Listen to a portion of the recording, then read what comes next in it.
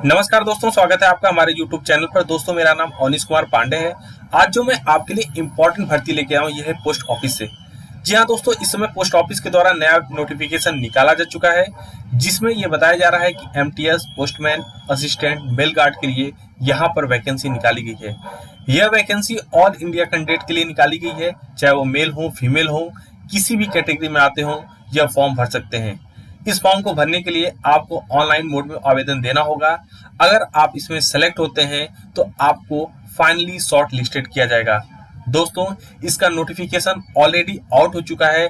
15 अप्रैल से यह फॉर्म भरा जा रहा है और 15 मई तक आप यह फॉर्म भर सकते हैं। अगर हम बात करें टोटल वैकेंसी की, तो 2453 यहाँ पर पोस्ट हैं, जिसके लिए यहाँ पर रिक्रूटमेंट किया जा रहा है। अगर आप 10th पास हैं, 12th पास हैं, तो आप इस पद के लिए आवेदन दे सकते हैं। अगर हम बात करें एज लिमिट की, तो 18 साल के ऊपर के कैंडिडेट यह फॉर्म भर सकते हैं। अभी हम आगे विस्तृत से चर्चा करेंगे कि 18 साल से लेकर के क्या आपकी मैक्सिमम एज लिमिट होनी चाहिए इस फॉर्म को भरने के लिए। दोस्तों, अगर हम बात करें एग्जामिनेशन की, तो यहाँ पर मई लास्ट या जून के फर्स्ट वीक में आपका एग्जामिनेशन कंडक्ट कराया जाएगा, जो कि सीबीटी यानी कि कंप्यूटर बेस्ड टेस्ट के माध्यम से यह एग्जामिनेशन कंडक्ट कराया जाएगा। यह ऑल इंडिया लेवल की वैकेंसी है। यहाँ पर स्टेज वाइज यह वैकेंसी निकाली गई है, यानी कि झारखंड, उड़ीसा, छत्तीसगढ़ और राजस्थान के लिए इस टाइम यह वैकेंसी निकाली गई है। अगर हम बात करें एलिजिबिलिटी क्राइटेरिया की, तो 8 पास, 10 पास, 12 पास कैंडिडेट यह फॉर्म भर सकते हैं। अगर आपकी एज 18 से लेकर के 45 साल है तो आप यह फॉर्म भर सकते हैं। यहाँ पर सीबीटी टेस्ट के माध्यम से रिक्रूटमेंट होगा। उसके लिए सबसे पहले आपको फॉर्म भरने के बाद जब एडमिट कार्ड प्राप्त होगा, वहां दिए गए एड्रेस पर जाकर के एग्जाम देना है, जो कि कंप्यूटर बेस होगा। एग्जामिनेशन के रिजल्ट आने के बाद आपको शॉर्ट लिस्टेड किया जाएगा। उसके बाद डॉक्यूमेंट वेरिफिकेशन के लिए आपको बुलाया जाएगा और यहाँ पर आपका फाइनली सिलेक्शन हो जाता है। दोस्तों, अगर आपका इसमें सिलेक्शन होता है तो आपको एक बेहतर सैलरी देखने को मिलती है। अगर हम बात करें इसमें मिनिमम सैलरी की, तो 20,000 पर मंथ आपको देखने को मिलेगी। इसके साथ पोस्ट वाइज यहाँ पर आपको वेरिएशन देखने को मिलेगा।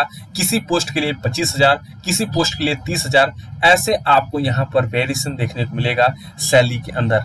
अब हम बात करते हैं इस एग्जाम को क्लियर करने का क्या प्रोसीजर है। सबसे पहले स्टेप में आपको यह एग्जामिनेशन ऑब्जेक्टिव बेस पर यहाँ पर आपको टेस्ट क्लियर करना होगा। जैसे ही आप यह टेस्ट क्लियर करते हैं, उसके बाद एक मेरिट लिस्ट तैयार की जाती है, जहाँ पर आपको शॉर्ट लिस्टेड किया जाता है। दोस्तों, यहाँ पर जो आपके हाई स्कूल का और इंटर का मार्क्स होता है, वो भी मेरिट में जोड़ा जाता है। उसके बाद यह फाइनल लिस्ट तैयार होती है, जहाँ पर आपका डॉक्यूमेंट वेरिफिकेशन के लिए सिलेक्शन होता है।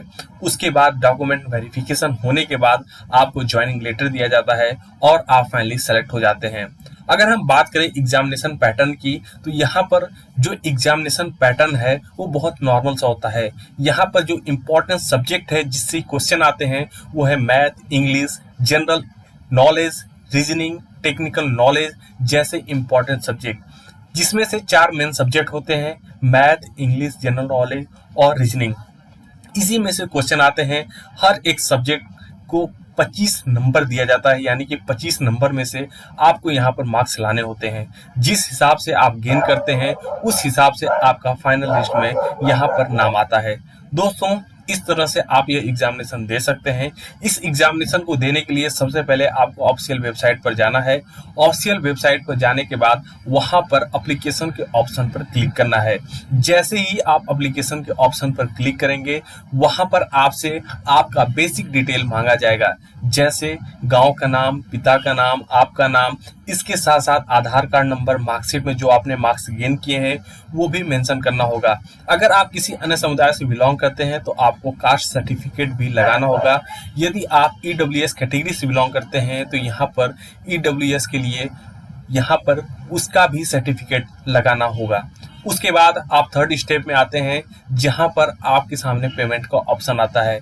इस एग्जामिनेशन के लिए जो जनरल की फीस रखी गई है वो है 250 रुपये। वहीं ओबीसी, एससी, एसटी के लिए यहाँ पर 100 रुपया चार्ज रखा गया है। फीमेल कैंडिडेट के लिए भी यहाँ पर 100 रुपया चार्ज रखा गया है। इस तरह से आप इस एग्जामिनेशन का फॉर्म भर सकते हैं और एक बेहतरीन गवर्नमेंट जॉब का यहाँ पर आप फायदा उठा सकते हैं। दोस्तों, अगर आपको हमारी ये वीडियो पसंद आ रही हो, हमारे चैनल को लाइक करें, सब्सक्राइब करें, अपने दोस्तों के साथ जरूर शेयर करें। धन्यवाद साथियों।